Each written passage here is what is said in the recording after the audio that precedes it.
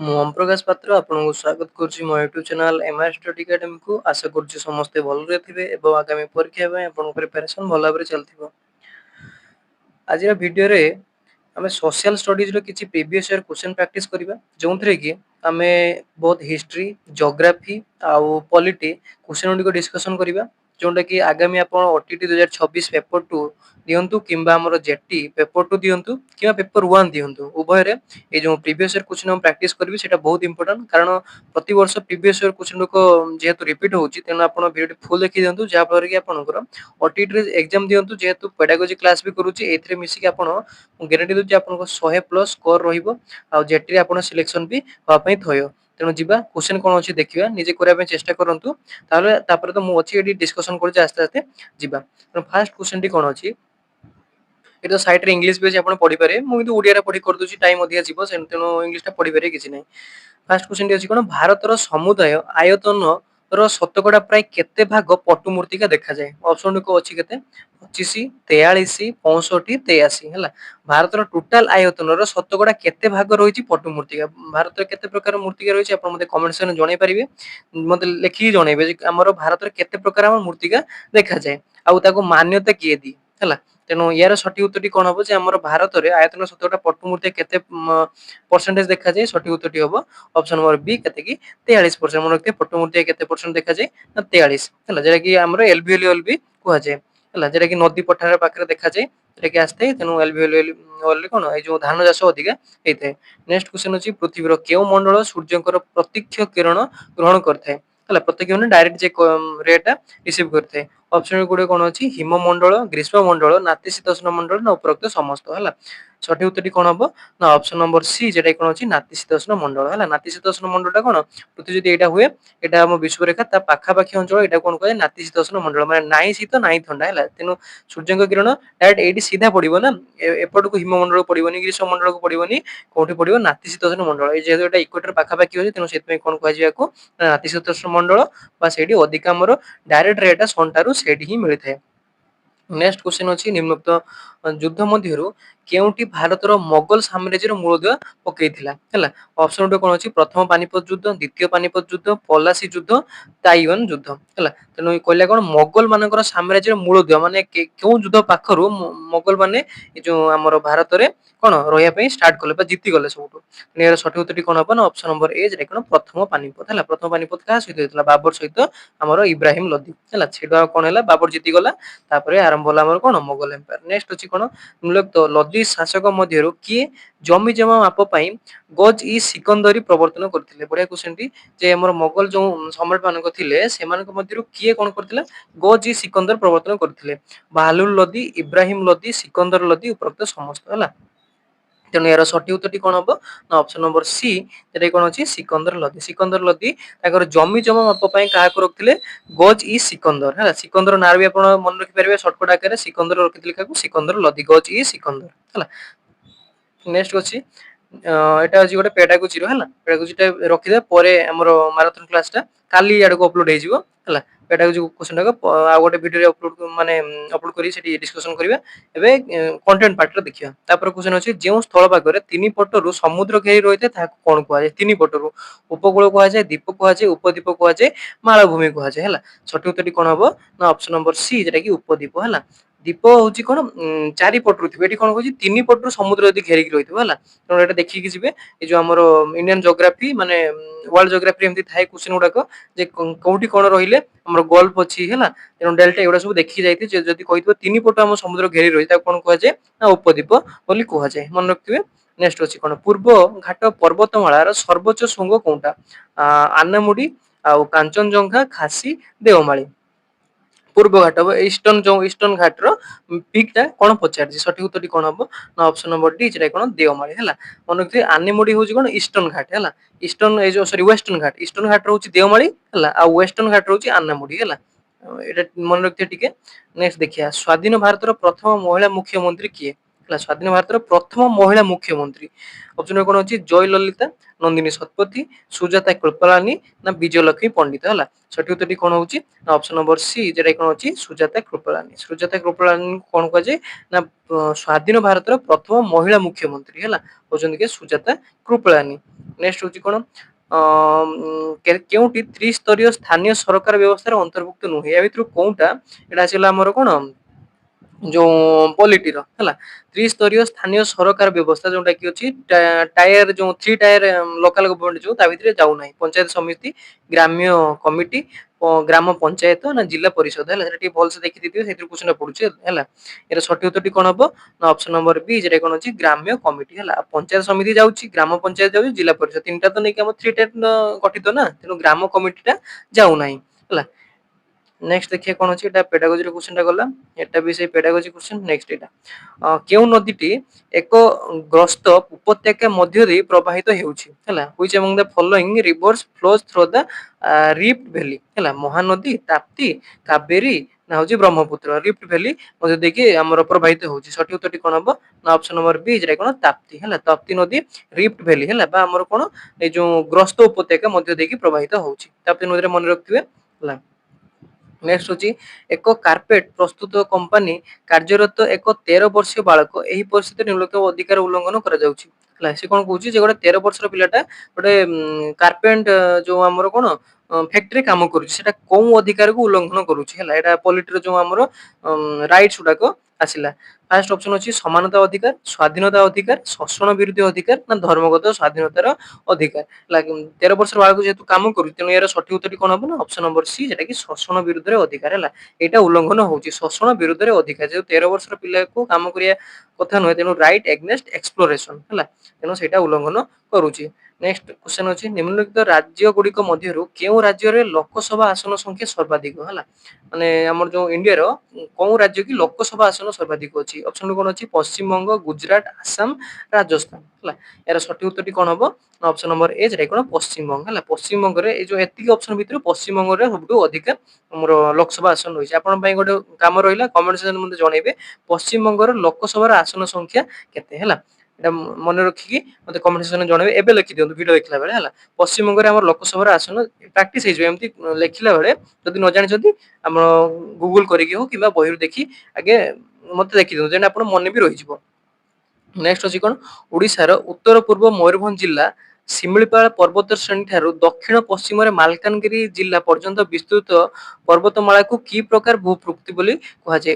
ଯୋଉ ଆମର ପୂର୍ବ ଇଷ୍ଟର୍ଣ୍ଣ ଘାଟର ଯୋଉ ପର୍ବତମାଳା ରହିଲା ଉତ୍ତର ପୂର୍ବ ମୟୂରଭଞ୍ଜରୁ ଆମର ମାଲକାନଗିରି ପର୍ଯ୍ୟନ୍ତ ହେଲା, ଏ ଯୋଉ ଭୂପ୍ରକୃତି ରହିଲା ତାକୁ କଣ ବୋଲି କୁହାଯାଏ? ପଶ୍ଚିମସ୍ଥ ମାଳା ଅଞ୍ଚଳ, ମଧ୍ୟ ପାର୍ବତ୍ୟ ଅଞ୍ଚଳ ନା ଉପକୂଳବର୍ତ୍ତୀ ସମତଳ ଅଞ୍ଚଳ ନା ଉପରୋକ୍ତ କୌଣସିଟି ନୁହେଁ। ଏଟା ଓଡିଶା ଜିକେ ରୁ ଆସିଲା, ତେଣୁ ଆମ ଜେଟିରେ ବି ଓଡିଶା ଜିକେ ର ବହୁତ କ୍ୱେଶ୍ଚନ ଆସୁଛି ହେଲା, ତେଣୁ ଓଟିଇଟି ରେ ବି ସେମିତି କ୍ୱେଶ୍ଚନ ଆସୁଛି ହେଲା।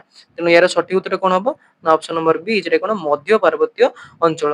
ମନେ ରଖିଥିବେ ଏଇ ଯୋଉ ଉତ୍ତର ପୂର୍ବ ମୟୂରଭଞ୍ଜ ଜିଲ୍ଲା ଶିମିଳିପାଳ ଠାରୁ କଣ ଦକ୍ଷିଣ ପଶ୍ଚିମ ମାଲକାନଗିରି ପର୍ଯ୍ୟନ୍ତ ଯୋଉ ପର୍ବତମାଳାଟା ଅଛି ସେଟା କଣ କୁହାଯିବ? ମଧ୍ୟ ପର୍ବତ ଅଞ୍ଚଳ ବୋଲି କୁହାଯାଏ ବା ମିଡ ମାଉଣ୍ଟେନ ରେଞ୍ଜେସ ବୋଲି କୁହାଯାଏ।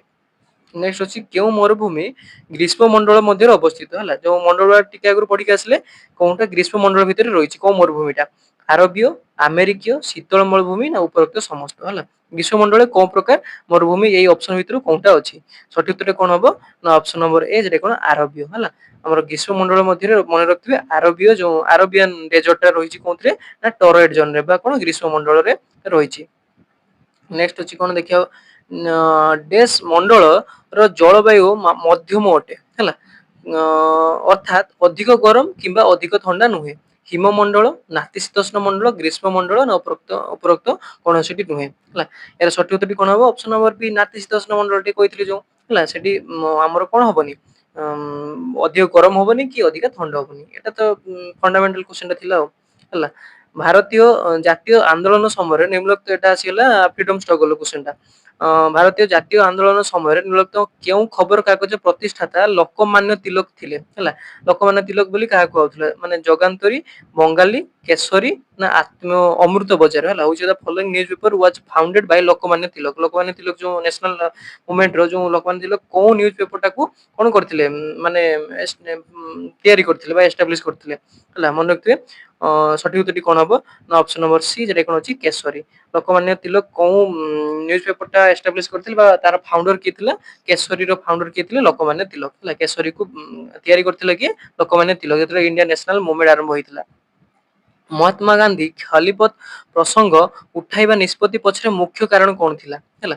ହିନ୍ଦୁ ଓ ମୁସଲିମ ମାନଙ୍କ ମଧ୍ୟରେ ଅଧିକ ଏକତା ଆଣିବା ନା ହିନ୍ଦୁ ଏବଂ ଖ୍ରୀଷ୍ଟିଆନ ମାନଙ୍କ ମଧ୍ୟରେ ଅଧିକ ଏକତା ଆଣିବା ନା ହଉଛି ଆମର ଖ୍ରୀଷ୍ଟିଆନ ଓ ମୁସଲିମ ମାନଙ୍କ ମଧ୍ୟରେ ଅଧିକ ଏକତା ଆଣିବା ନା ପ୍ରକୃତ ସମସ୍ତ ଖିଲାଫତ ଯୋଉ ମୁଭମେଣ୍ଟ ରେ ମାନେ ପ୍ରସଙ୍ଗ ଉଠେଇବାର ମହାତ୍ମା ଗାନ୍ଧୀଙ୍କ ମୁଖ୍ୟ କାରଣ କଣ ଥିଲା। ଏଟା ଫଣ୍ଡାମେଣ୍ଟାଲ କ୍ୱେଶ୍ଚନ ଥିଓରିଟିକାଲ କ୍ୱେଶ୍ଚନ ଟା ଏଟା ପଡିଲା ହେଲା।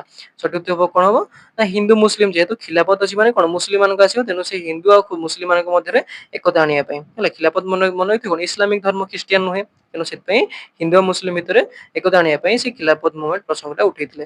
ନେକ୍ସଟ କ୍ୱେଶ୍ଚନ ଅଛି ମାନବ ଅଧିକାର ଉପରେ ମିଳିତ ଜାତିସଂଘର ଆୟୋଗ କେବେ ଗଠିତ ହୋଇଥିଲା। ମାନବ ଅଧିକାର ଯେଟା କି ଆମର କଣ କୁହନ୍ତି ହ୍ୟୁମାନ ରାଇଟ୍ସ ଉପରେ କେବେ ଏଷ୍ଟାବ୍ଲିଶ ହେଇଥିଲା 1946 1950 1949 1948 ହେଲା। ସଠିକ ଉତ୍ତର ୟାର କଣ ହବ ଅପସନ ନମ୍ବର ଏ ଯେଟା କଣ ଅଛି 1946 ମସିହାରେ ଯୋଉ ଆମର ୟୁନାଇଟେଡ ନେସନ କମିଶନ ବା ଜାତିସଂଘ ଆୟୋଗରେ ମାନବାଧିକାର ଯେଟା କି ଆମର କଣ କୁହନ୍ତି ନା ରାଇଟ୍ସ ହେଲା ହ୍ୟୁମାନ ରାଇଟ୍ସ ର ପ୍ରସଙ୍ଗଟା ଉଠାଇଥିଲା କେତେ ମସିହାର ନା ହଉଛି ଅପସନ ନମ୍ବର ଏ 1946 ମସିହାରେ ହେଲା। ନେକ୍ସଟ ଅଛି ସର୍ବସମ୍ମତି କ୍ରମେ ନିର୍ବାଚନ ହୋଇଥିବା ଭାରତର ପ୍ରଥମ ରାଷ୍ଟ୍ରପତି କିଏ। ସର୍ବସମ୍ମତି ଅନୁସାରେ ରାଷ୍ଟ୍ରପତି କିଏ ହେଇଥିଲେ doctor Rajendra Prasad doctor APJ Abdul Kalam ନା ଶ୍ରୀ ପ୍ରଣବ ମୁଖାର୍ଜୀ ନା ଶ୍ରୀ ନୀଲନ ସଞ୍ଜୀବା ରେଡ୍ଡୀ। ପ୍ରଥମ ହେଲା ପ୍ରଥମ ରାଷ୍ଟ୍ରପତି ଯିଏକି ସମସ୍ତଙ୍କର ସମ୍ମତି ନେଇକି ହେଇଥିଲେ ହେଲା। ସଠିକ ଉତ୍ତରଟି କଣ ହବ ନା ଅପସନ ନମ୍ବର ଡି ଯେ କି ଶ୍ରୀ ନୀଲମ ସଞ୍ଜୀବା ରେଡ୍ଡୀ ହେଲା। ଶ୍ରୀ ନୀଲମ ସଞ୍ଜୀବା ରେଡ୍ଡୀ କଣ ହେଇଥିଲେ ନା ଆମର ପ୍ରଥମ ସର୍ବସମ୍ମତି ପାଇକି ରାଷ୍ଟ୍ରପତି ହେଇଥିଲେ ହେଲା। ଏଟା ମନେ ରଖିଥିବେ ବଢିଆ କ୍ୱେଶ୍ଚନ ପଡିଥିଲା ହେଲା। ତାପରେ ନେକ୍ସଟ କ୍ୱେଶ୍ଚନ ଆସିଲା ଜୋଗ୍ରାଫିର ନିମ୍ନଲିଖିତ କେଉଁ ଶିଳାରେ ଖଣିଜ ପଦାର୍ଥ ସ୍ତର ସ୍ତର ହୋଇ ସଞ୍ଚିତ ରହିଥାଏ ହେଲା। ଅବକ୍ଷିପ୍ତ ଶିଳା ଆଗ୍ନେୟ ଶିଳା ରୂପାନ୍ତରିତ ଶିଳା କୌଣସିଟି ନୁହେଁ। ତିନି ପ୍ରକାର ଶିଳା ଦେଇଦେଲା କୋଉଥିରେ ସ୍ତର ସ୍ତର ଆକାରରେ ହେଇକି ରହିଥାଏ। ଯଦି ଆପଣ ଫଣ୍ଡାମେଣ୍ଟାଲ ପଢିଥିବେ ତେଣୁ ଆପଣ ଆରାମସେ ବେଶୀ ଡେପ୍ଥ କୁ ଯାଆନ୍ତୁନି। ଓଟିଟି ଜେଟି ବା ଯେକୌଣସି ଟିଚିଂ ଏକ୍ସାମ ରେ ଫଣ୍ଡାମେଣ୍ଟାଲ ଆପଣ ଯଦି ଖାଲି ପଢି ଦଉଛନ୍ତି ତାହେଲେ କ୍ୱେଶ୍ଚନ ସଲ୍ଭ ହେଇଯିବ ହେଲା। ଏଠି ସଠିକ ଉତ୍ତର କଣ ହବ ଅପସନ ନମ୍ବର ଏ ଯେଟା କଣ ଅବକ୍ଷିପ୍ତ ଶିଳା ବା ସେଡିମେଣ୍ଟାରୀ ରକ୍ ବୋଲି ଆମେ କହିବା। ଆଗ୍ନେୟ ଶିଳା ତ ଯାହା ବାହାରିଥାଏ ତାପରେ ସ୍ତର ସ୍ତର ହୋଇ ଯଦି ରହିବ ସେଟା କଣ କହିବା ଅବକ୍ଷିପ୍ତ ଶିଳା କହିବା। ତାପରେ ଯଦି ସେଡିମେଣ୍ଟାରୀ ଆସ୍ତେ ଆସ୍ତେ ଚେଞ୍ଜ ହବ ଏଟା ମେଟାମର୍ଫିକ ବୋଲି ବା ରୂପାନ୍ତରିତ ଶିଳା ବୋଲି କହିବା। ଏଟା ଫଣ୍ଡାମେଣ୍ଟାଲ ଆଉ। ନେକ୍ସଟ ଅଛି ନିମ୍ନୋକ୍ତ ଉଦ୍ଭିଦ ସମୂହ ମଧ୍ୟରୁ କେଉଁଥିରେ ରବର ଗଛ ଦେଖାଯାଏ ହେଲା। ରବର ଗଛ କୋଉ ପ୍ରକାର ଅରଣ୍ୟରେ ଦେଖାଯାଏ। ଅପସନ ନମ୍ବର ଅପସନ ଏ ଅଛି କଣ କ୍ରାନ୍ତୀୟ ପର୍ଣ୍ଣମୋଚୀ ହିମାଳୟ ଜୁଆରିଆ କ୍ରାନ୍ତୀୟ ଚିରହରିତ ହେଲା। ରବର ଗଛ କୋଉ ପ୍ରକାର ଅରଣ୍ୟରେ ଦେଖାଯାଏ ହେଲା। ସଠିକ ଉତ୍ତରଟି କଣ ହବ ଅପସନ ନମ୍ବର ଡି ଯେଟା କଣ ଅଛି କ୍ରାନ୍ତୀୟ ଚିରହରିତ ଅରଣ୍ୟ ହେଲା। ତ ମନେ ରଖିଥିବେ ରବର ଗଛ କୋଉ ପ୍ରକାର ଆମର ଅରଣ୍ୟରେ ଦେଖାଯାଏ ନା କ୍ରାନ୍ତୀୟ ଚିରହରିତ ଅରଣ୍ୟ ବା ଟ୍ରପିକାଲ ଏଭରଗ୍ରୀନ ମାନେ ସବୁବେଳେ କଣ ରହୁଥିବ ନା ଆମର ଗ୍ରୀନ ରହୁଥିବ ଯେଟା କି କ୍ରାନ୍ତୀୟ ଚିରହରିତ ବୋଲି କୁହାଯାଏ। ମାନେ ବର୍ଷା ଅଧିକା ହଉଥିବ ଯୋଉଠି ସେଠି ରବର ଗଛ ଦେଖାଯାଏ। ନେକ୍ସଟ କ୍ୱେଶ୍ଚନ ଅଛି ନିମ୍ନୋକ୍ତ କେଉଁଟି ପରିମାଣାତ୍ମକ ବର୍ଣ୍ଣନା ସହିତ ମୂଲ୍ୟବୋଧ। ଏଟା ପେଡାଗୋଜି କ୍ୱେଶ୍ଚନ ଗଲା ହେଲା। ଏଟା ପେଡାଗୋଜି କ୍ୱେଶ୍ଚନ ଏଟା ଏଇଟା ଏନସିଏଣ୍ଟ ହିଷ୍ଟ୍ରି କ୍ୱେଶ୍ଚନ ଟା ଆସିଛି। ନିମ୍ନୋକ୍ତ କେଉଁ ହରପ୍ପା ସଭ୍ୟତା ସ୍ଥଳରେ ଦମ୍ପତି ସମାଧି ଦେଖିବାକୁ ମିଳେ। କପଲ ବିରୁଏଲ ଯେଟା କି କଣ କହିଲା ଦମ୍ପତି ସମାଧି ହେଲା। କୋଉ ହରପ୍ପା ସାଇଟ ରେ ଦେଖାଯାଏ ମହେଞ୍ଜୋଦାର ହରପ୍ପା ଚାନୁଦରା ହଉଛି ଲୋଥାଲ ହେଲା। ସଠିକ ଉତ୍ତର ୟାର କଣ ହବ ନା ଅପସନ ନମ୍ବର ଡି ଯେଟା କଣ ଅଛି ଆମର ଲୋଥାଲ। ଲୋଥାଲ ପାଖରେ କଣ ଦେଖାଯାଏ ନା ଏଇ ଯୋଉ ଦମ୍ପତି ସମାଧି ବା ଆମର କପଲ ବୁରାଲ ଯେଟା କି ଦେଖାଯାଏ ହରପ୍ପା ସାଇଟ ର। ନେକ୍ସଟ ଅଛି କେଉଁ ବର୍ଷ ଇଷ୍ଟ ଇଣ୍ଡିଆ କମ୍ପାନୀ ବଙ୍ଗଳାରେ ଦେୱାନୀ ହାସଲ କରିଥିଲା। ଦେୱାନୀ ରାଇଟ୍ସ ଯୋଉ ଆମର କୁହାଯାଏ ବେଙ୍ଗଲରେ କେବେ ଏଷ୍ଟାବ୍ଲିଶ କରିଥିଲା କି ଇଷ୍ଟ ଇଣ୍ଡିଆ କମ୍ପାନୀ 1773 1791 1765 ବା 59 ନୁହେଁ ହେଲା। ଏହାର ସଠିକ ଉତ୍ତରଟି କଣ ହବ ଅପସନ ନମ୍ବର ସି ଯେଟା କଣ ଅଛି 1765 ଯାଇକି ବେଟଲ ଅଫ ବକ୍ସର ହେଇଥିଲା ହେଲା। ସେଇ ବେଟଲ ଅଫ ବକ୍ସର ପରେ କଣ ହେଲା ନା ଆମର ବେଙ୍ଗଲରେ ଇଷ୍ଟ ଇଣ୍ଡିଆ କମ୍ପାନୀ କଣ କଲା ଦେୱାନୀ ରାଇଟ୍ସ ହେଲା। ଦେୱାନୀ ରାଇଟ୍ସ ପାଇଗଲା। ତାପରେ ଏଇଟା ରହିଲା ଏଇଟା ନେକ୍ସଟ ଭୂଗୋଳର ଶିକ୍ଷଣରେ ବାୟୁମଣ୍ଡଳର ଆର୍ଦ୍ରତା ଜାଣିବା ପାଇଁ କେଉଁ ଯନ୍ତ୍ର ସାହାଯ୍ୟ ନିଆଯାଏ ହେଲା। ବାୟୁମଣ୍ଡଳର ଆର୍ଦ୍ରତା ବା ହ୍ୟୁମିଡିଟି ଯାହା କୁହାଯାଏ ଆଟମୋସ୍ଫିୟର ଜାଣିବା ପାଇଁ କୋଉ ଆମର ଯନ୍ତ୍ର ବ୍ୟବହାର କରାଯାଏ। ଅପସନ କଣ ଅଛି ଥର୍ମୋମିଟର ଶୁଷ୍କ ଆର୍ଦ୍ର ଥର୍ମୋମିଟର ନା ହଉଛି ସର୍ବୋଚ୍ଚ ସର୍ବନିମ୍ନ ଥର୍ମୋମିଟର ନା ହଉଛି ଚାପମାନ ଯନ୍ତ୍ର। ଏଠି ଦେଖିଥିବେ ସେଟା ଇଂଲିଶ ରେ କଣ ଅଛି ଡ୍ରାଇ ଆଣ୍ଡ ୱେଟ ଥର୍ମୋମିଟର ନା ମ୍ୟାକ୍ସିମମ ମିନିମମ ଥର୍ମୋମିଟର ନା ହଉଛି ବାରୋମିଟର ହେଲା। ହ୍ୟୁମିଡିଟି ଜାଣିବା ପାଇଁ ଯେଠି ଆଟମୋସ୍ଫିୟର ହ୍ୟୁମିଡିଟି ଜାଣିବା ପାଇଁ ଆମର କୋଉ ଯନ୍ତ୍ର ବ୍ୟବହାର କରାଯାଏ ନା ଶୁଷ୍କ ଆଉ ଆର୍ଦ୍ର ଥର୍ମୋମିଟର ହେଲା, ଯାହାକି ବାୟୁମଣ୍ଡଳର ଆର୍ଦ୍ରତା ହେଲା ଆଟମୋସ୍ଫିୟର ହ୍ୟୁମିଡିଟି ଜାଣିବା ପାଇଁ। ବାରୋମିଟର ହଉଛି କାହା ପାଇଁ? ପ୍ରେସର ଜାଣିବା ପାଇଁ ହେଲା। ଏଠି ଆର୍ଦ୍ରତା କହିଛି ମାନେ ଶୁଷ୍କ ଆଉ ଆର୍ଦ୍ର ଥର୍ମୋମିଟର ବ୍ୟବହାର କରାଯାଏ। କେଉଁ ବାୟୁମଣ୍ଡଳୀୟ ସ୍ତର ଆୟନ ଧାରଣ କରିଥାଏ ଏବଂ ବେତାର ଯୋଗାଯୋଗରେ ସାହାଯ୍ୟ କରିଥାଏ ହେଲା। ଅପସନ କଣ ଅଛି? ମେସୋସ୍ଫିୟର, ଥର୍ମୋସ୍ଫିୟର, ଟ୍ରୋପୋସ୍ଫିୟର, ଷ୍ଟ୍ରାଟୋସ୍ଫିୟର ହେଲା। ଆୟନ ଧାରଣ କରିଥାଏ ଆଉ ବେତାର ଯନ୍ତ୍ର ଯେକି ଆମ ରେଡିଓରେ ଯୋଉ ଶୁଣନ୍ତି ସେ ବେତାର ଯନ୍ତ୍ର ମାନେ ସେଇଠୁ ଆମର ରିଫ୍ଲେକ୍ଟ ହେଇକି ରେଡିଏସନ ଗୁଡାକ ଆସିଥାଏ। ତେଣୁ ସେଥିପାଇଁ ଯୋଗାଯୋଗ ପାଇଁ ଆମର ଯୋଉ ଆମର ଇଣ୍ଟରନେଟ ଚଲାଉଛୁ ସେଇ ପାଇଁ ଆମେ କଣ ଚଲେଇ ପାରୁଛୁ, ସେଠୁ ବାଜିକି ଆମ ତଳକୁ ଘୁରିକି ଆସୁଛି। ତେଣୁ କୋଉ ସ୍ତର ହେଲା। ସଠିକ ଉତ୍ତରଟି କଣ ହବ ନା ଅପସନ ନମ୍ବର ବି, ଯେଟା କଣ ଅଛି? ଥର୍ମୋସ୍ଫିୟର। ଥର୍ମୋସ୍ଫିୟରକୁ ସେଥିପାଇଁ ଆୟନୋସ୍ଫିୟର ବୋଲି କୁହାଯାଏ ହେଲା। ନେକ୍ସଟ କ୍ୱେଶ୍ଚନ ଅଛି, କେଉଁ ତାପମାତ୍ରା ଜଳର ସର୍ବାଧିକ ଘନତା ଥାଏ ହେଲା। କେତେ ଡିଗ୍ରୀ ଟେମ୍ପରେଚରରେ ଜଳର ସର୍ବାଧିକ ଘନତା ବା ଆମର କଣ କୁହନ୍ତି ଡେନସିଟି ବୋଲି କୁହନ୍ତି। ଅପସନ ଗୋଟେ କଣ ଅଛି? 100 degree Celsius, 4 degree Celsius, 0 degree Celsius, -4 degree Celsius ହେଲା। ସଠିକ ଉତ୍ତରଟି କଣ ହବ? କେତେ ଡିଗ୍ରୀରେ ଆମର ଜଳର ସବୁଠୁ ଡେନସିଟି ଅଧିକା ହେଇଥାଏ? ଅପସନ ନମ୍ବର ବି, ଯେଟା କଣ 4 ଡିଗ୍ରୀ ସେଲସିୟସ। 4 ଡିଗ୍ରୀ ସେଲସିୟସ ରେ ମନେ ରଖିବେ ଆମର କଣ ହୁଏ? ଟେମ୍ପରେଚର ଯୋଉ ଜଳର ଟେମ୍ପରେଚରଟା ଡେନସିଟିଟା ସବୁଠୁ ଅଧିକା ଥାଏ। ସେଥିପାଇଁ ବରଫ ଅଞ୍ଚଳ ଦେଖିବେ ତଳେ କଣ ଥିବ? ପାଣି ଥିବ, ଉପରେ କଣ ବରଫ ହେଇଯାଇଥିବ। ଡେନସିଟି କଣ? ସେଥିପାଇଁ 4 ଡିଗ୍ରୀ ସେଲସିୟସରେ କଣ ହୁଏ? ନା ଡେନସିଟି ଅଧିକା ଯାଏ, ସେଥିପାଇଁ ପାଣିଟା ଉପରକୁ ଉଠି ଆସେ ହେଲା। ଯୋଉଟା 4 ଡିଗ୍ରୀ ସେଲସିୟସ ଥିବ ସେଟା ଉପରକୁ ଉଠି ଆସିବ, ଯେହେତୁ ବରଫଟା ଭାସିଥାଏ ଉପରେ। ନେକ୍ସଟ କ୍ୱେଶ୍ଚନ ଅଛି, ନିମ୍ନୋକ୍ତ କେଉଁ ରାଜ୍ୟ ଗୁଡିକ ନର୍ମଦା ନଦୀ ଶଯ୍ୟାରେ ନିର୍ମିତ ସରୋବର ନଦୀ ବନ୍ଧ ଦ୍ୱାରା ଉପକୃତ ହୁଅନ୍ତି? କୋଉ ରାଜ୍ୟ? ଗୋଟେ ନଦୀ ବନ୍ଧ ଉପରେ କ୍ୱେଶ୍ଚନଟା ହେଲା ଯେ ସରୋବର ନଦୀ ବନ୍ଧ ଦ୍ୱାରା କିଏ ଉପକୃତ ହୁଅନ୍ତି? ଆନ୍ଧ୍ରପ୍ରଦେଶ, ମହାରାଷ୍ଟ୍ର, ଗୁଜରାଟ। ମହାରାଷ୍ଟ୍ର, ଗୁଜରାଟ, ପଞ୍ଜାବ, ହରିୟାଣା। ଗୁଜରାଟ, ପଞ୍ଜାବ, ହରିୟାଣା ଏବଂ ମଧ୍ୟପ୍ରଦେଶ। ମହାରାଷ୍ଟ୍ର, ମଧ୍ୟପ୍ରଦେଶ, ଗୁଜରାଟ ଏବଂ ରାଜସ୍ଥାନ ହେଲା। ଏ ଯୋଉ ସର୍ଦ୍ଦାର ସରୋବର ନଦୀ ବନ୍ଧ ଯୋଉ ନର୍ମଦା ନଦୀ କୂଳରେ ହେଇଛି, ତା ଦ୍ୱାରା କିଏ ଉପକୃତ ହେଇଥାନ୍ତି? ସଠିକ ଉତ୍ତର ହବ ଅପସନ ନମ୍ବର ଡି, ଯେଟା କଣ ମହାରାଷ୍ଟ୍ର, ମଧ୍ୟପ୍ରଦେଶ, ଗୁଜରାଟ ଆଉ ରାଜସ୍ଥାନ। ମନେ ରଖିଥିବେ ସର୍ଦ୍ଦାର ସରୋବର ଦ୍ୱାରା ମହାରାଷ୍ଟ୍ର, ମଧ୍ୟପ୍ରଦେଶ, ଗୁଜରାଟ, ରାଜସ୍ଥାନ ଉପକୃତ ହେଇଥାନ୍ତି। ପାଖାପାଖି ଏଇଗୁଡାକ ଷ୍ଟେଟ ଗୁଡାକ ରହିଛି। ନେକ୍ସଟ କ୍ୱେଶ୍ଚନ ଅଛି, ନିମ୍ନୋକ୍ତ ଖଣିଜ ଗୁଡିକ ମଧ୍ୟରୁ କେଉଁଟି ଝାଡଖଣ୍ଡର କର୍ଦ୍ଦମା ଠାରେ ଅଧିକ ଉତ୍ତୋଳିତ ହୋଇଥାଏ? ମାନେ ସେଠୁ ଅଧିକା ଆମର ପ୍ରଡକ୍ସନ ହେଇଥାଏ। ଅଭ୍ର, ବକ୍ସାଇଡ, ଲୁହା ପଥର, ତମ୍ବା ହେଲା। ଆମର ଝାଡଖଣ୍ଡର କର୍ଦ୍ଦମା ଠାରୁ ସବୁଠୁ ଅଧିକ କୋଉ ଗୁଡାକ ପ୍ରଡକ୍ସନ ହେଇଥାଏ? ସଠିକ ଉତ୍ତରଟି କଣ ହବ? ହଉଛି ଅପସନ ନମ୍ବର ଏ, ଯେଟା କଣ ଅଛି? ଅଭ୍ର ହେଲା। ଝାଡଖଣ୍ଡର କର୍ଦ୍ଦମା ଠାରୁ ଅଭ୍ର ଅଧିକା ବାହାରିଥାଏ। ମନେ ରଖିବେ କର୍ଦ୍ଦମାରୁ ଅଭ୍ର ବାହାରିଥାଏ। ନେକ୍ସଟ ଅଛି ଧାରା 32 ଭାରତୀୟ ସମ୍ବିଧାନର କୋଉ ଭାଗରେ ଅଛି? ଧାରା 32 ଟା ଯୋଉ ଆମର ଭାଗ ଗୁଡାକ ଅଛି ନା, ପାର୍ଟ ଗୁଡାକ ସେଇ କୋଉ ପାର୍ଟରେ ଅଛି? ଭାଗ 1, 2, 3, 4 ହେଲା। ଯେହେତୁ 32 ଅଛି, ତେଣୁ ଏଟା ସଠିକ ଉତ୍ତର କଣ ହବ ନା ଅପସନ ନମ୍ବର ସି, ଯେଟା କଣ ଅଛି? ଭାଗ 3i ହେଲା। ଭାଗ 3i ଆମର 32 ହବ। ତାପରେ ଆଇପିକେ 32 ରୁ 51 ଆରମ୍ଭ ହବ। ତେଣୁ ସେଗୁଡାକ ଟିକେ ଦେଖି ଦେଇଥିବେ, ସିମ୍ପଲ ଫଣ୍ଡାମେଣ୍ଟାଲ କ୍ୱେଶ୍ଚନ ହିଁ ପଡୁଛି। ନେକ୍ସଟ କ୍ୱେଶ୍ଚନ ଅଛି, ଭାରତର ସମ୍ବିଧାନର ଯୁଗ୍ମ ତାଲିକାର ଧାରଣା କି ନିମ୍ନ ମଧ୍ୟରୁ କେଉଁ ଦେଶର ସମ୍ବିଧାନରୁ ଦିଆଯାଇଛି? କଣ ନା ଯୋଉ ଯୁଗ୍ମ ତାଲିକା ବା କନକରେଣ୍ଟ ଲିଷ୍ଟ ଏଟାକୁ କୁହାଯାଏ ହେଲା। କନକରେଣ୍ଟ ଲିଷ୍ଟ ଟା କୋଉ ଦେଶରୁ ନିଆଯାଇଛି? ଅପସନ କଣ ଅଛି? ଦକ୍ଷିଣ ଆଫ୍ରିକା, ଅଷ୍ଟ୍ରେଲିଆ, କାନାଡା, ଜର୍ମାନୀ ହେଲା। ଯୋଉ କନକରେଣ୍ଟ ଲିଷ୍ଟ ବା ଆମର ଯୋଉ କୁହନ୍ତି ଷ୍ଟେଟ ଲିଷ୍ଟ ଆଉ କନକରେଣ୍ଟ ଲିଷ୍ଟ ହେଲା। କନକରେଣ୍ଟ ଲିଷ୍ଟ ହଉଛି ଆମର ହଉଛି କଣ ନା ଦି ଜଣଙ୍କ ମିଶିକି ତା ଉପରେ ପାୱାର ଥିବ। ଯେମିତି କି ସେଣ୍ଟ୍ରାଲ ର ଗୋଟେ ପାୱାର ଥାଏ କିଛି କାମ ଉପରେ, ଯେଟା କି ନେଭି ହଉ ସେଗୁଡାକ ଉପରେ, ଆଉ ଷ୍ଟେଟ ଯେମିତି ପୋଲିସ ଉପରେ ତାର ଅଧିକାର ଥାଏ। ତେଣୁ କନକରେଣ୍ଟ ଲିଷ୍ଟ ହଉଛି କଣ? ତାପରେ କି ଦି ଜଣଙ୍କର, ଯେମିତି କି ଏଜୁକେସନ ସେଟା କନକରେଣ୍ଟ ଲିଷ୍ଟ ରେ ଅଛି ହେଲା। ଏଟା କୋଉଠୁ ଅଣା ହେଇଛି ହେଲା? ସଠିକ ଉତ୍ତରଟି କଣ ହବ ନା ଅପସନ ନମ୍ବର ବି, ଯେଟା କି ଅଷ୍ଟ୍ରେଲିଆ ହେଲା। କନକରେଣ୍ଟ ଲିଷ୍ଟ ଟା କୋଉଠୁ ଆମର ଅଣା ହେଇଛି? ଭାରତ ନା ଅଷ୍ଟ୍ରେଲିଆରୁ ଅଣା ହେଇଛି ହେଲା। ନିମ୍ନ ରହିଲେ ପେଡାଗୋଜି କ୍ୱେଶ୍ଚନ।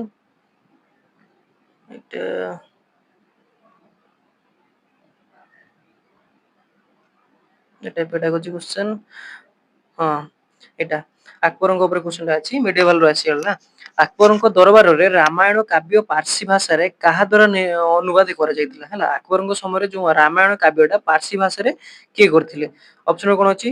ଫାଇଜି, ଅବୁଲ ଫାଜି, ବଦାଇନି ନା ହାଜି ଇବ୍ରାହିମ ସରହିଦ ହେଲା।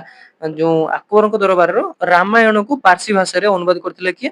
ସଠିକ ଉତ୍ତରଟି କଣ ହବ ନା ଅପସନ ନମ୍ବର ସି, ଯେଟା କଣ ହଉଛି ନା ବଦାଇନି ହେଲା। ବଦାଇନି କଣ କରିଥିଲେ? ରାମାୟଣକୁ ଆମର କଣ କରିଥିଲେ ନା ପାର୍ସି ଭାଷାରେ ଅନୁବାଦ କରିଥିଲେ।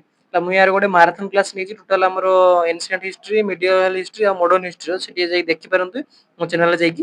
ସେଠି ଏଇ ସବୁ କ୍ୱେଶ୍ଚନ ଗୁଡାକ ଡିସ୍କସନ କରିଦେଇଛି। ଆଜି ତ ଆମେ ପିୱାଇକ୍ୟୁ କରୁଛୁ, କିନ୍ତୁ ମୁଁ ସେଥିରେ ଟୋଟାଲ ଆମର ଏସଏସସି ଓ ତ୍ରିପଲ ସି କ୍ୱେଶ୍ଚନ ଗୁଡାକ ଯୋଉ ଟିସିଏସ୍ ପ୍ୟାଟର୍ନ ରେ ହଉଛି ସେଗୁଡାକୁ ମୁଁ ଡିସ୍କସନ କରିଦେଇଛି, ସେଠି ଯାଇ ଦେଖିପାରିବେ ହେଲା। ନେକ୍ସଟ କ୍ୱେଶ୍ଚନ କଣ ଅଛି, ଐତିହାସିକ ସ୍ଥାନ ଯୋଉଟା କି ଚୌରାଚୋରୀ କୋଉ ଜିଲ୍ଲାରେ ଅବସ୍ଥିତ ହେଲା, ପ୍ରୟାଗରାଜ, ଗୋରଖପୁର, କାନପୁର, ଆଗ୍ରା। ଦେଖନ୍ତୁ ମଡର୍ନ ହିଷ୍ଟ୍ରି କ୍ୱେଶ୍ଚନ ପଡିଲା କିନ୍ତୁ କେମିତି ପକେଇଲା ଦେଖନ୍ତୁ, ଫଣ୍ଡାମେଣ୍ଟାଲ କ୍ୱେଶ୍ଚନ। ଯେ ଚୌରାଚୋରୀ ସମସ୍ତେ ଜାଣିଛନ୍ତି 1922 ମସିହାରେ ଯୋଉ ହେଇଥିଲା ଆମର ଗୋଟେ ପୁଲିସ ଷ୍ଟେସନ କୁ ଆନ୍ଦୋଳନକାରୀ ମାନେ ଜାଳି ଦେଇଥିଲେ, କିନ୍ତୁ କ୍ୱେଶ୍ଚନ ପକେଇଛି କଣ ସେଟା କୋଉ ଜିଲ୍ଲାରେ ଅଛି ହେଲା। ଏହାର ସଠିକ ଉତ୍ତରଟା କଣ ହବ ନା ହଉଛି ଅପସନ ନମ୍ବର ବି, ଯେଟା କଣ ଅଛି ଆମର ଗୋରଖପୁର ହେଲା। ଗୋରଖପୁରର ଚୌରାଚୋରୀ ଆନ୍ଦୋଳନ ହେଇଥିଲା, ସେଠି 22 ଜଣ ମାରି ଦେଇଥିଲେ ଆମର ସରି ପୋଡି ମରି ଯାଇଥିଲେ ଏଇ ଯୋଉ ଗୋଟେ ପୁଲିସ ଷ୍ଟେସନ କୁ ହେଲା। ନେକ୍ସଟ ଅଛି କଣ, କେଉଁ ମସିହାରେ ବଙ୍ଗ ବିଭାଜନ ବାତିଲ ହେଇଥିଲା ହେଲା। ବଙ୍ଗ ବିଭାଜନ 1905 ରେ ମାନେ ଲର୍ଡ କର୍ଜନ ଲଗେଇଥିଲା, କିନ୍ତୁ କ୍ୱେଶ୍ଚନ ପକେଇଛି ଯେ ବଙ୍ଗ ବିଭାଜନ ବାତିଲ ହେଇଥିଲା କେବେ, 1906, 1909, 1910, 1911 ହେଲା। ଲର୍ଡ କର୍ଜନ କରିଥିଲେ କିନ୍ତୁ ବାତିଲ ହେଇଥିଲା କେବେ ହେଲା। ସଠିକ ଉତ୍ତର କଣ ହବ ନା ଅପସନ ନମ୍ବର ଡି, ଯେଟା କଣ 1911 ହେଲା। 1905 ରେ ଆମର ଡିକ୍ଲେୟାର ହେଇଥିଲା କିନ୍ତୁ 1911 ତାକୁ ବାତିଲ କରି ଦିଆଗଲା, କ୍ୟାନସଲ କରି ଦିଆଗଲା ଆଉ। ନେକ୍ସଟ ଅଛି କଣ, ବର୍ବନ ରାଜବଂଶ ଯାହାକି ଫରାସୀ ରାଷ୍ଟ୍ର ବିପ୍ଳବର ଗାଦିଚ୍ୟୁତ ହୋଇଥିଲା, ତାହା କେଉଁ ରାଜନାମା ଅନୁସାରେ ପୁନଃ ପ୍ରତିଷ୍ଠିତ ହୋଇପାରିଥିଲା। ମାନେ ଯୋଉ ବର୍ବନ dynasty which had been deposit during the French Revolution was restored to the power after signing a treaty। ଏଟା ଆମର କଣ ବାହାରିଲା ନା, ଆମ ଫ୍ରେଞ୍ଚ ରିଭଲ୍ୟୁସନ କୁ ସେଟା ପଡିଲା ହେଲା। ଅପସନ କଣ ଅଛି, ଭିଏନା, ଆଉ ହଉଛି କଣ କନଷ୍ଟାଣ୍ଟପୋଲ, ମର୍ସଲେସ, ଆଉ ହଉଛି କଣ ପର୍ସିଆ ହେଲା। ଯୋଉ ଏଟା ଫ୍ରେଞ୍ଚ ରିଭଲ୍ୟୁସନ କ୍ୱେଶ୍ଚନ ଟା ପଡିଲା ଯେ ଏଇ ଯୋଉ ବର୍ବନ ରାଜବଂଶ ଗାଦିଚ୍ୟୁତ ହେଇଥିଲା କିନ୍ତୁ କୋଉଠାରେ ପୁଣି ଥରେ ସେ ଆଉ ଥରେ ତାର ଯୋଉ ସାଇନ କଲା ଟିଟି ପରେ ସେ ରିଷ୍ଟୋର ହେଇଗଲା ହେଲା। ସଠିକ ଉତ୍ତର କଣ ହବ ନା ଅପସନ ନମ୍ବର ଏ, ଯିଏ କି ହଉଛି କଣ ଭିଏନା ହେଲା। ମନେ ରଖିଥିବେ ଫ୍ରେଞ୍ଚ ରିଭଲ୍ୟୁସନ, ଏଟା ବଢିଆ କ୍ୱେଶ୍ଚନ ଟା। ବର୍ବନ ରାଜବଂଶ ପ୍ରଥମେ ଗାଦିଚ୍ୟୁତ ହେଇଥିଲା କିନ୍ତୁ ଟିଟି ଯୋଉ କରିଥିଲେ ଭିଏନା, ତାପରେ ସେ ପୁଣି ଆଉ ଥରେ ଗାଦିକୁ ଫେରି ଆସିଲେ। ଏଇଟା ଥିଲା ପେଡାଗୋଜି କ୍ୱେଶ୍ଚନ, ଏଟା ବି ପେଡାଗୋଜି କ୍ୱେଶ୍ଚନ। ହଁ ଏଇଟା ଭାରତର କେତୋଟି, ଏଟା ଆମର ଜିଓଗ୍ରାଫି ଉପରେ କ୍ୱେଶ୍ଚନ ଟା, ଭାରତର କେତୋଟି ଭୂକମ୍ପ ଅଞ୍ଚଳରେ ବିଭକ୍ତ କରାଯାଇଛି। ଭାରତକୁ ଯୋଉ ଭୂକମ୍ପ ଅଞ୍ଚଳ ଢେଉ ଗୁଡାକ ରହିଛି, ତେଣୁ କେତେଟା ସେସ୍ମିକ ଜୋନ ବା ଆର୍ଥକ୍ୱିକ ଜୋନ ରେ ଡିଭାଇଡ କରାଯାଇଛି ହେଲା। ଅପସନ 4, 2, 6, 5 ହେଲା। ସଠିକ ଉତ୍ତର କଣ ହବ, କେତେ ଭାଗ ବିଭକ୍ତ କରାଯାଇଛି, ଅପସନ ନମ୍ବର ଏ, ଯେଟା କଣ 4 ଭାଗରେ ବିଭକ୍ତ କରାଯାଇଛି ଯୋଉ ଆର୍ଥକ୍ୱିକ ଜୋନ କୁ ହେଲା। ନେକ୍ସଟ ଦେଖିବା ଏପି ସେଣ୍ଟର, ଫୋକସ, ଏମିତି ଆପଣ ଫଣ୍ଡାମେଣ୍ଟାଲ ଦେଖିପାରିବେ ହେଲା। ନେକ୍ସଟ କ୍ୱେଶ୍ଚନ ଅଛି, ନିମ୍ନଲିଖିତ ମଧ୍ୟରୁ କେଉଁଟି ପୃଥିବୀର ତାପମାତ୍ରା ବଣ୍ଟନକୁ ପ୍ରଭାବିତ କରୁଥିବା ସବୁଠାରୁ ଗୁରୁତ୍ୱପୂର୍ଣ୍ଣ କାରକ ଅଟେ ହେଲା। which in the following is the most important factor influence the distribution of temperature ହେଲା। ଅପସନ କଣ ଅଛି, ଇନସୁଲେସନ, ସୌର ବିକିରଣ, ଆଉ ଯେ ଭୂତଳ ବିକିରଣ, ନା କଣ ସେଠି ନୁହେଁ। ଟେମ୍ପରେଚର ପାଇଁ ଟେମ୍ପରେଚର ଯୋଉ ଡିଷ୍ଟ୍ରିବ୍ୟୁସନ ହେଇଛି ତା ପାଇଁ କିଏ ସବୁଠୁ ଇମ୍ପୋର୍ଟାଣ୍ଟ ହେଲା। ସଠିକ ଉତ୍ତର କଣ ହବ ନା ଅପସନ ନମ୍ବର ଏ, ଯେଟା କଣ ଇନସୁଲିନ, ଯେଟା କି ଆମର କଣ କରୁଛି ନା ଟେମ୍ପରେଚର ପାଇଁ କଣ କରୁଛି ଇନସୁଲିନ। ମାନେ ଉପରୁ ଯେହେତୁ ଆମର କଣ ହଉଛି ନା ଆମର ବାୟୁମଣ୍ଡଳରେ ସବୁଗୁଡାକ ଧୂଳି କଣ ଗୁଡାକ ରହିଛି, ଇନସୁଲିନ ଭାବରେ କାମ କରୁଛି। ସେ କଣ କରୁଛି ଟେମ୍ପରେଚର ଟାକୁ ବା ସୂର୍ଯ୍ୟକିରଣକୁ ଧରି ରଖୁଛି। କିନ୍ତୁ ଅଲଗା ଯେ ଚନ୍ଦ୍ର ଦେଖନ୍ତୁ, ମାର୍ସ ଦେଖନ୍ତୁ, ସେଠି କଣ ସେତେ ଜଳକଣା, ମାର୍ସ କଥା ଦେଖିବେ ଜଳକଣା ସେତେ ବା ଧୂଳି କଣା ସେତେ ବାୟୁମଣ୍ଡଳରେ ଅଧିକା ନାହିଁ। ଯେହେତୁ ସୂର୍ଯ୍ୟକିରଣ ଯେତେବେଳେ ପଡୁଛି ଟେମ୍ପରେଚର ଅଧିକା ହେଇଯାଉଛି, ଯେତେବେଳେ ସୂର୍ଯ୍ୟକିରଣ ପଳେଇ ଯାଉଛି ସେଠି କଣ ହଉଛି ନା ଟେମ୍ପରେଚର ମାଇନସ କୁ ପଳେଇ ଯାଉଛି ହେଲା, ସେଇଥିପାଇଁ। ନେକ୍ସଟ ଅଛି ନିମ୍ନଲିଖିତ ମଧ୍ୟରୁ ଆଇନ ମଣ୍ଟେଗୁ, ଯୋଉଟା କି ଆମର ମଣ୍ଟେଗୁ ଚେମସ୍ଫୋର୍ଡ ରିପୋର୍ଟ ଟା ହଉଛି following act is based on the Montagu Chelmsford. କୋଉ ଆଇନ ଅନୁସାରେ ମଣ୍ଟେଗୁ ଚେମସ୍ଫୋର୍ଡ ଟା ଆମର ଆସିଥିଲା ହେଲା, କୋଉ ଆଧାରରେ। ଭାରତ ସରକାର ଆଇନ, ଯେଟା କି 1892 ନା 1909 ନା 1919 ନା 1935, ମଣ୍ଟେଗୁ ଚେମସ୍ଫୋର୍ଡ ଟା କୋଉ ଆଧାରରେ ରିପୋର୍ଟ ଯୋଉ ଆସିଥିଲା, କୋଉ ଇଣ୍ଡିଆନ ଆକ୍ଟ ଅନୁସାରେ ହେଲା। ସଠିକ ଉତ୍ତର କଣ ହବ ନା ଅପସନ ନମ୍ବର ସି, ଯେଟା କଣ ଅଛି ଭାରତ ସରକାର 1919, ମାନେ ଯୋଉ ଆମର କଣ ହେଇଥିଲା ମାରି ଦେଇଥିଲେ ଯୋଉ ଆମର ଅମୃତସରରେ ଜେନେରାଲ ଡାଏର ଯୋଉ ଗୁଳି କରିଦେଇଥିଲେ, ସେଇଟାକୁ ଆମର ରିପୋର୍ଟ ଟାକୁ ଦବା ପାଇଁ ଗଭର୍ଣ୍ଣମେଣ୍ଟ କଣ କରିଥିଲା, ଭାରତ ସରକାର 1919 ଆଇନ ବଳରେ ସେ କଣ କରିଥିଲା ନା ମଣ୍ଟେଗୁ ଚେମସ୍ଫୋର୍ଡ କୁ କହିଥିଲା ଗୋଟେ ରିପୋର୍ଟ ସେ ଅନୁସାରେ ତିଆରି କରିବା ପାଇଁ ହେଲା। ମତେ କମେଣ୍ଟ ସେକ୍ସନରେ ଜଣେଇବେ 1919 ମସିହା କଣ ହେଇଥିଲା। ମୁଁ କହିଦେଲି ସବୁ, ଖାଲି ମନରେ ରହି ଖାଲି ଇନସିଡେଣ୍ଟର ନାଁଟା ଖାଲି ଛାଡିଦେଲି। ମତେ ଜଣେଇବେ କମେଣ୍ଟ ସେକ୍ସନରେ ସେଟା କଣ କୁହାଉଥିଲା ହେଲା। ନେକ୍ସଟ ଅଛି, କେଉଁ ଦେଶ ସର୍ବପ୍ରଥମେ ସବୁ ବର୍ଗର ବ୍ୟକ୍ତିଙ୍କ ପାଇଁ ମତଦାନ ବା ଭୋଟିଂ ଅଧିକାର ଅନୁମୋଦନ କରିଥିଲା। ଏଟା ବି ଫଣ୍ଡାମେଣ୍ଟାଲ କ୍ୱେଶ୍ଚନ ହେଲା। ତେଣୁ ତମେ ଯଦି ଆମେ 18 ଆଉ 21 ବର୍ଷ ଥିଲା, ତାକୁ କମେଇକି 61 ତମ ସଂଶୋଧନ ବଳରେ ତାକୁ କେତେ ଗଲେ 18 ଗଲେ, କିନ୍ତୁ ସେଇଟା ପ୍ରଥମେ କରିଥିଲା କିଏ ହେଲା, ଯୁକ୍ତରାଷ୍ଟ୍ର ଆମେରିକା, ରୁଷିଆ, ଭାରତ, ନ୍ୟୁଜିଲାଣ୍ଡ ହେଲା। ଏର ସଠିକ ଉତ୍ତର କଣ ହବ ନା ଅପସନ ନମ୍ବର ସି, ଯେଟା କଣ ଭାରତ। ପ୍ରଥମେ ଏ ଯୋଉ ସବୁ ବର୍ଗର ମତଦାନ ଭୋଟିଂ ଅଧିକାର ଟା ଦେଲା କିଏ ନା ଭାରତ ହେଲା। ମନେ ରଖିଥିବେ, ଏଇଟା ବଢିଆ କ୍ୱେଶ୍ଚନ ଟା। ନେକ୍ସଟ ଅଛି କଣ, ଇତିହାସ ଶିକ୍ଷାଦାନର ମୁଦ୍ରାର ଉତ୍ସ କଣ, ଯେଟା କି what is the source of coin in teaching history ହେଲା। ଏଟା ହଉଛି ଏଟା ପେଡାଗୋଜି କ୍ୱେଶ୍ଚନ ଟା ହେଲା।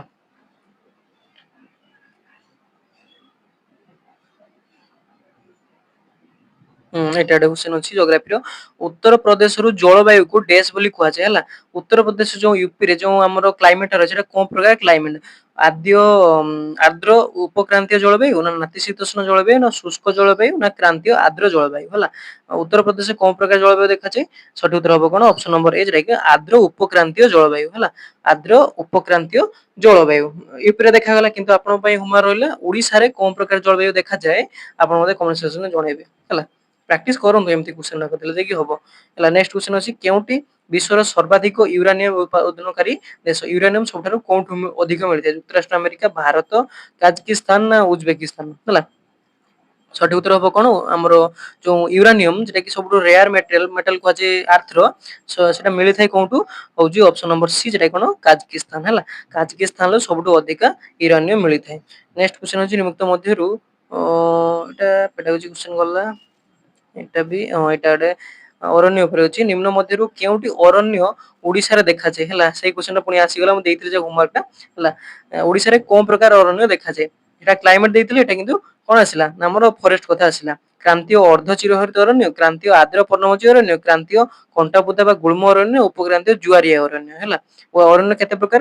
ଟ୍ରପିକାଲ ଯୋଉ semi evergreen forest, tropical wet deciduous forest ନା ଟ୍ରପିକାଲ ଥର୍ନ ସର୍ବ ଯେଟା ନା କୋଷ୍ଟାଲ ଟାଇଡ ଫରେଷ୍ଟ ହେଲା। ଏଟା ସଠିକ ଉତ୍ତର କଣ ହବ? ଓଡିଶାରେ କୋଉ ପ୍ରକାର ଦେଖାଯାଏ? ଅପସନ ନମ୍ବର ବି ଯେଟା କି ଆମର ଡେସିଡୁଅସ, ଟ୍ରପିକାଲ ୱେଟ୍ ଆଉ ଡେସିଡୁଅସ ଫରେଷ୍ଟ ଦେଖାଯାଏ ଓଡିଶାରେ ହେଲା। ମନେ ରହିଲା। ଆଉ ଏଟା ଲାଷ୍ଟ କ୍ୱେଶ୍ଚନ ଅଛି ଅଭୟାରଣ୍ୟ ଉପରେ କ୍ୱେଶ୍ଚନ ଟା ଅଛି। କ୍ଲାଇମେଟ ଉପରେ ଯୋଉ ଏଗ୍ରିକଲଚର ଆଉ କ୍ଲାଇମେଟ ଉପରେ। ଅଭୟାରଣ୍ୟ ପାଇଁ ଉନ୍ମୁକ୍ତ କେଉଁ ତଥ୍ୟଟି ଠିକ ନୁହେଁ? ଅଭୟାରଣ୍ୟ ପାଇଁ ଏହାର ସୀମା ଭିତରେ ପଶୁ ଚାରଣ ନିଷେଧ କରାଯାଇଥାଏ। ଅଭୟାରଣ୍ୟ ଯେଟାକି ଆମର କଣ କୁହନ୍ତି ନା ସେଞ୍ଚୁରୀ ହେଲା। ସେଞ୍ଚୁରୀଟା ଡେଫିନେସନ ଅନୁସାରେ ନ୍ୟାସନାଲ ପାର୍କ ଅଛି, ସେଞ୍ଚୁରୀ ଅଛି ହେଲା। ତେଣୁ ତା ସେଞ୍ଚୁରୀ ଟାକୁ କୋଉଟା ଠିକ ନୁହେଁ ବୋଲି ପଚାରିଛି। ଏହା ସୀମା ଭିତରେ ପଶୁ ଚାରଣ ନିଷେଧ କରାଯାଇଛି। ଏଥିରେ କମ ସୁରକ୍ଷା ବ୍ୟବସ୍ଥା ରହିଛି। ଏଥିରେ ବନ୍ୟ ପ୍ରାଣୀଙ୍କ ସୁରକ୍ଷା ନିମିତ୍ତ ବିଭିନ୍ନ କାର୍ଯ୍ୟକ୍ରମକୁ ଅନୁମତି ଦିଆଯାଇଛି ନା ଏଥିରେ କିଛି ଉତ୍ତମ ଉପାଦେୟ କାର୍ଯ୍ୟ ପାଇଁ ଭୂମି ଉପଯୋଗ କରିବା ନିମନ୍ତେ ଅନୁମତି ଦିଆଯାଇଛି ହେଲା।